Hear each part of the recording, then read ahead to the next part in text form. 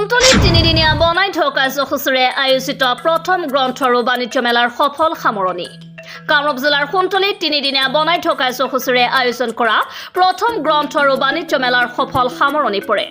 সোণতলী স্বৰ্ণ শাখা সাহিত্য সভাৰ উদ্যোগত সোণতলী উচ্চতৰ মাধ্যমিক বিদ্যালয় খেলপথাৰত বিস্তৃত কাৰ্যসূচীৰে আয়োজিত গ্ৰন্থ আৰু বাণিজ্য মেলাৰ প্ৰথম দিনা অসম সাহিত্য সভাৰ পতাকা উত্তোলনেৰে কাৰ্যসূচীৰ শুভাৰম্ভণি কৰি বৃক্ষৰোপণ, গ্ৰন্থ আৰু বাণিজ্য মেলাৰ দ্বাৰ উন্মোচন, সাংস্কৃতিক শোভাযাত্ৰা, গ্ৰন্থ উন্মোচন, আলোচনা চক্ৰ, বিভিন্ন ধৰণৰ গীত মাত লগতে এম শামছুল আলম ভূঞাৰ খুৰাকী আৰু নুৰ নাহাৰ জিয়াৰ কবিতা পুথি সমাধিথলীৰ গছজোপা উন্মোচন কৰে কামৰূপ জিলা সাহিত্য সভাৰ সভাপতি ডক্টৰ নৃপেন্দ্ৰ নাথ তালুকদাৰে। দ্বিতীয় দিনা চিত্ৰাংকন, অকনিৰ্মেল, কুইজ, অসমীয়া আধুনিক নৃত্য আদি প্ৰতিযোগিতাৰ শেষত সন্ধিয়া সাংস্কৃতিক অনুষ্ঠান অনুষ্ঠিত হয়।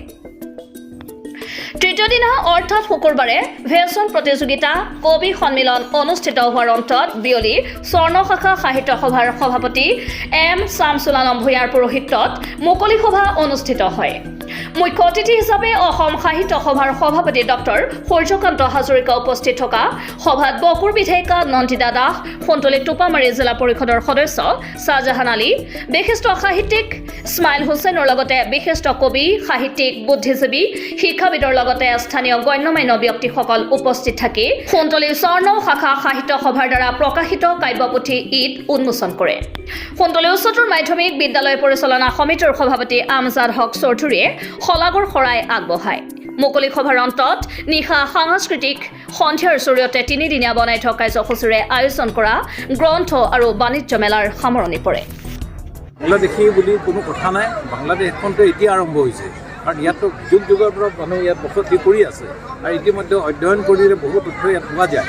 আৰু মই ইয়াত যিখিনি আহি দেখিছোঁ, যেনেধৰণৰ অসমীয়া ভাষা, সাহিত্য আৰু সংস্কৃতিৰ যি চৰ্চা হৈছে, এই চৰ্চা দেখা পোৱা মানুহে কেতিয়াও তেনেধৰণৰ লঘু মন্তব্য কৰিব নোৱাৰে। মই আশা কৰিছোঁ এনেধৰণৰ চিন্তা চৰ্চাবিলাক কেৱল চৰ অঞ্চলতে নহয়, সমগ্ৰ অসমৰ বিভিন্ন প্ৰান্তলৈ সম্প্ৰসাৰিত হয়। আৰু এইটো কেৱল অসমৰ প্ৰান্ততে নহয়, ভাৰতবৰ্ষৰ প্ৰান্তলৈ সম্প্ৰসাৰিত হয়। কাৰণ মই দেখিছোঁ বহু গুণী শিল্পী এনেধৰণৰ চৰ অঞ্চলৰ ভিতৰত সোমাই আছে। সেই শিল্পীসকলক যদি আমি সকলোৱে মিলিজুলি বাহিৰত তেনেধৰণৰ প্ৰদৰ্শনৰ বা বক্তব্য আগবঢ়াব পৰা সুবিধা কৰি দিব পাৰোঁ, মই ভাবোঁ যে ই অসমৰ কাৰণে এটা গৌৰৱৰ বিষয় হৈ পৰিছে। নিচিনা এনে এখন ঠাইত গ্ৰন্থমেলা উদযাপন হৈছে। এই গ্ৰন্থমেলাই সুদূৰ প্ৰসাৰী প্ৰভাৱ পেলাব। প্ৰধানকৈ আজিৰ প্ৰজন্ম আৰু উঠি অহা প্ৰজন্মক এই গ্ৰন্থমেলাই যথেষ্ট প্ৰভাৱ পেলাব বুলি মই বিশ্বাস কৰিছোঁ। আৰু ইয়াত গ্ৰন্থ সম্পৰ্কত এই আলোচনা চক্ৰ যি অনুষ্ঠিত কৰিলে, এই আলোচনা চক্ৰত যিখিনি বিষয় আলোচনা হ'ল, সেইখিনিও ইয়াৰ স্থানীয় বাসিন্দাক নানান ধৰণে উপকৃত কৰিব বুলি মই আশা কৰিছোঁ। আৰু মই এইটো আশা কৰিছোঁ যে এই যাত্ৰা, যিহেতু এইখন প্ৰথম গ্ৰন্থমেলা হৈছে, এই যাত্ৰা জয়যাত্ৰা হওক, আগলৈও এই গ্ৰন্থমেলা প্ৰতি বছৰে বছৰে উদযাপিত হওক আৰু আলোচনা চক্ৰ হওক গ্ৰন্থ অধ্যয়নৰ আৱশ্যকতা সম্পৰ্কে বুজাই দিব পাৰোঁ। মই উদ্যোক্তা বৃন্দক অতিশয় আন্তৰিকতাৰে সৈতে ধন্যবাদ জ্ঞাপন কৰিছোঁ। কাৰণে যি গ্ৰন্থ আৰু বাণিজ্য মেলা আয়োজন কৰা হ'ল, অতি অপূৰ্ব অনুষ্ঠান।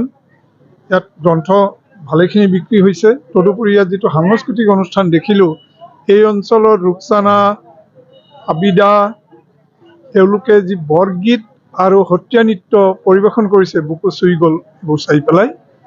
অসমীয়া ভাষা সংস্কৃতিৰ অন্যতম চৰ্চাৰ কেন্দ্ৰ সোণতলী, য'ত 85 চনৰ পৰা ইয়াত বিহু সন্মিলন অনুষ্ঠিত হৈ আহিছে, য'ত খাচ অসমীয়া ঐতিহ্য, য'ত এতিয়াও এই চৰ অঞ্চলৰ ইছলামধৰ্মী অসমীয়াসকলে জীয়াই ৰাখিছে। সেই সোণতলী যি গ্ৰন্থ আৰু বাণিজ্য মেলা প্ৰথমবাৰৰ কাৰণে আয়োজন কৰা হ'ল, ই এক গুৰুত্বপূৰ্ণ ঘটনা। তাৰ কাৰণে সোণতলীবাসীক মই আন্তৰিক ধন্যবাদ জনাইছোঁ।